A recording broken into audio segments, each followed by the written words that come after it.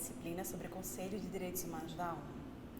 Na disciplina de hoje, nós vamos retomar a importância do Sistema Universal de Proteção dos Direitos Humanos para a própria construção da ideia de proteção internacional, mas focando especificamente no trabalho da Comissão de Direitos Humanos ao longo dos seus 60 anos de existência, até ser transformada no Conselho de Direitos Humanos.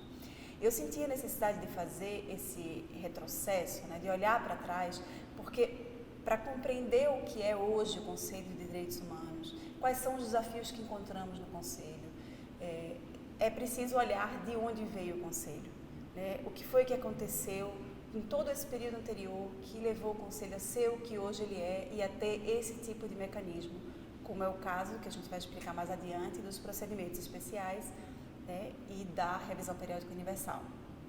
Então, nessa videoaula, eu quero começar lembrando a vocês, retomando um pouco do que a gente viu na aula passada, que foi com as Nações Unidas que pela primeira vez se fez um reconhecimento internacional de que o que um Estado faz com os seus cidadãos em termos de violação de direitos é sim assunto da sociedade internacional. Lembrando que até então prevalecia de uma maneira muito forte a noção de soberania e não intervenção, e não é que depois disso ela deixou de prevalecer, mas ela foi flexibilizada, ela foi matizada, através dessa evolução que teve ao longo das décadas e que teve uma participação muito importante do sistema de proteção da ONU e principalmente no órgão da Comissão de Direitos Humanos. Então, quando a ONU é criada, e existem várias referências aos direitos humanos na Carta da ONU, a Comissão de Direitos Humanos é criada para ser a responsável por redatar a Declaração Universal de Direitos Humanos. Então, eu já falei aqui que, através da ONU, há pela primeira vez o reconhecimento de que os direitos humanos eles são um assunto sim da sociedade internacional. Eles não são só um assunto interno dos Estados. Mas não havia um conceito internacional do que significava direitos humanos. Então era preciso redatar, era preciso explicitar em que consistiriam esses direitos. E é por isso que surgiu a necessidade de redigir uma Declaração Universal de Direitos Humanos.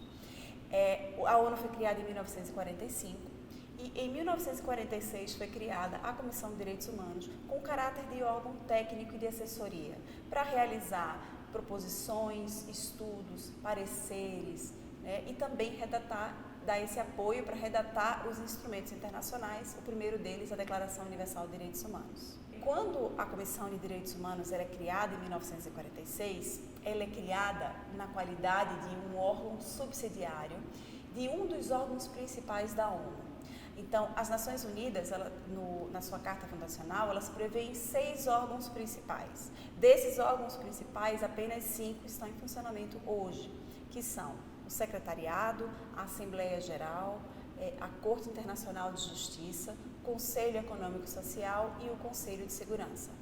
A Comissão de Direitos Humanos é criada como órgão subsidiário do Conselho Econômico e Social. E ela é um órgão com caráter intergovernamental. Ou seja, os seus representantes, que eram em número de 53 representantes, eles estavam lá na qualidade de delegados dos estados, eles serviam aos interesses dos estados. Lembrando que naquela época a sociedade internacional era muito pequena, se eu não me engano, quando a ONU foi criada, era cerca de pouco mais de 50 países. Hoje nós temos 193 países compondo as Nações Unidas.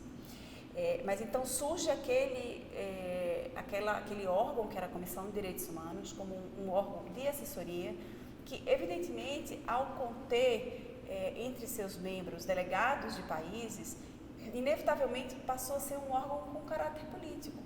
Ela tinha uma atuação política, não tinha como não ter, era política internacional. No começo, principalmente na primeira parte da sua gestão, de 1946 até mais ou menos 1967, ela estava muito restrita a esse mandato de redação dos novos instrumentos internacionais. Eu falei para vocês da Declaração Universal, mas ela também redatou outras convenções, né? Que a gente sabe que primeiro veio a declaração para falar o que são direitos humanos, depois seguiu-se uma etapa convencional, uma etapa de consolidar os direitos da declaração em pactos internacionais. E a Comissão de Direitos Humanos, ela esteve à frente de tudo isso. E nessa época chegou ao ouvido de em grandes lugares do mundo, né, em várias partes do mundo, sobre a existência de um organismo dentro da ONU que era responsável pelos direitos humanos. E isso resultou em que pessoas de diferentes países e organizações de diferentes países passaram a escrever para a ONU com denúncias de violações de direitos. Vamos lembrar que a Comissão de Direitos Humanos ela foi criada com um caráter técnico e de assessoramento das Nações Unidas. Então, ela não tinha mandato para apurar uma denúncia de violação de direitos, mas ela arquivou. Ela não se limitou a arquivar, mas ela arquivou de uma maneira organizada. Isso permitiu que, a partir do final da década de 60, início da década de 70, ela fosse desenvolvendo o que ficou conhecido posteriormente como mecanismos extraconvencionais de proteção dos direitos humanos. Por que extraconvencional?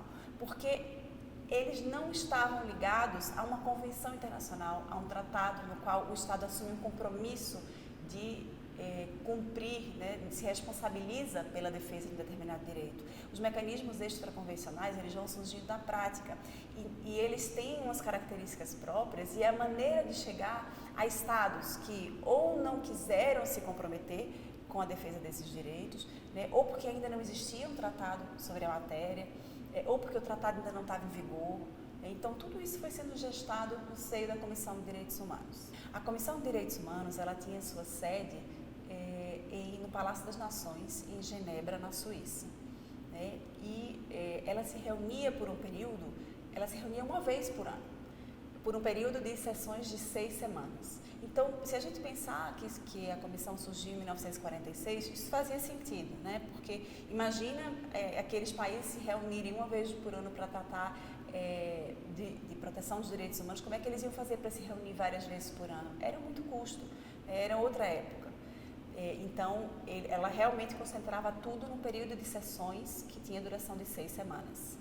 A Comissão de Direitos Humanos, ela podia criar órgãos subsidiários e ela usou essa prerrogativa.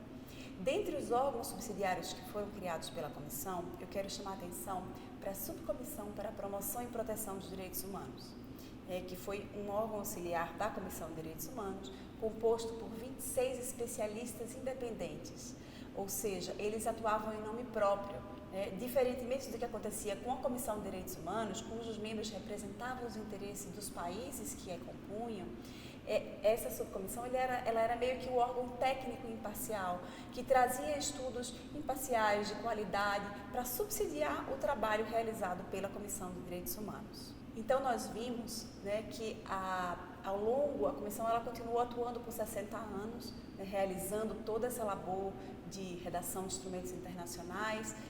Aos poucos, ela foi ampliando a sua função para incluir também os mecanismos extraconvencionais, né, eu vou falar um pouco mais sobre isso mais adiante.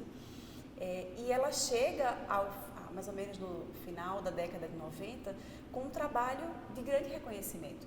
Ela ampliou muito as suas funções, ela passou de um mero órgão técnico a ser o principal fórum político da ONU para os direitos humanos. A gente sabe, vocês já viram na aula do professor André de Carvalho Ramos, que existe um mecanismo convencional de proteção dos direitos humanos, que é justamente aquele conjunto de tratados com seus respectivos comitês de monitoramento, né, e cada um com seus membros, toda a estrutura, né, por um lado, e a gente está trabalhando aqui com os mecanismos extraconvencionais. Isso é muito. Então, a Comissão de Direitos Humanos, a gente chega no final do século XIX com toda essa reviravolta que foi feita no sistema internacional, inclusive em termos de soberania, né? A questão de soberania ela não diminuiu, mas ela foi se ganhando espaço nesse processo de relativização da soberania. Nesse processo, a gente chega em 2006, na 62ª e última sessão da Comissão de Direitos Humanos. Então, no contexto da reforma das Nações Unidas, foi tomada a decisão de extinguir a Comissão de Direitos Humanos e criar um Conselho de Direitos Humanos. Por que foi tomada essa decisão, né? Depois de 60 anos de atuação da comissão e como nós vimos com toda essa envergadura de transformar um órgão que era um mero órgão técnico de assessoramento, né, como ela foi inicialmente concebida, até chegar a ser esse principal órgão político para os direitos humanos na ONU e eu poderia afirmar no mundo. O que aconteceu? Quando existe esse movimento pela reforma da ONU, a gente tem que pensar que a ONU foi criada em 1945. Né? Quando chega mais ou menos 2005, ela periodicamente passa por períodos de questionamento para ela se adequar às novas necessidades do meio internacional. Né? Se a gente pensar no meio internacional de 1945 com o meio internacional de 2005, ele é bastante diferente. Né? Não sei se completamente, mas diferente em muitos aspectos. Então, a ONU estava nesse processo de se questionar sobre como ela poderia se adequar enquanto organização a esse novo meio internacional. Um dos objetivos, né, era permear mais o trabalho da ONU com a ideia dos direitos humanos. Se a gente olha a Carta Fundacional da ONU, eu já mencionei a vocês que existem inúmeras referências aos direitos humanos, mas os direitos humanos eles também podem ser considerados como um dos pilares das Nações Unidas, né? Juntamente com o desenvolvimento, que encontra o seu correspondente conselho como órgão principal, e juntamente com segurança, que também tem um conselho de segurança responsável por isso.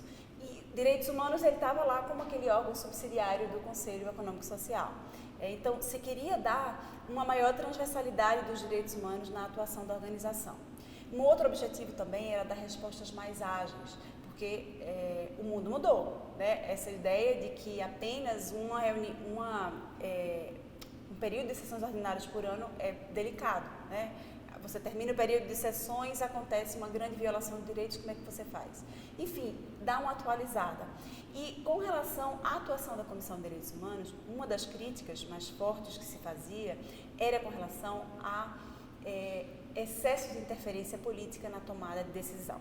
Então, o que alguns críticos argumentavam era que a comissão, por exemplo, na hora de escolher um país que ia ser objeto de investigação por parte de um relator especial, existiam 2 pesos e 2 medidas. Né? Eram critérios excessivamente políticos os que estavam definindo que país seria objeto dessa investigação ou, por exemplo, da utilização do procedimento de denúncias. Então, tudo isso formou a base, né, que levou a decisão dos estados a extinguir a comissão e criar um conselho. Então, a gente chega, né, nesse ponto que foi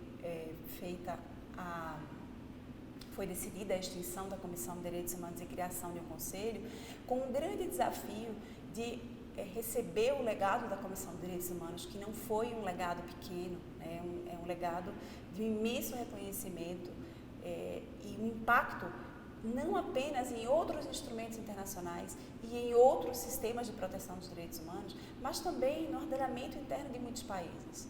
Então, como receber todo esse legado da Comissão de Direitos Humanos e criar um órgão que parta desse legado para construir algo maior, enfrentando com coragem os desafios que assolavam a sua antecessora.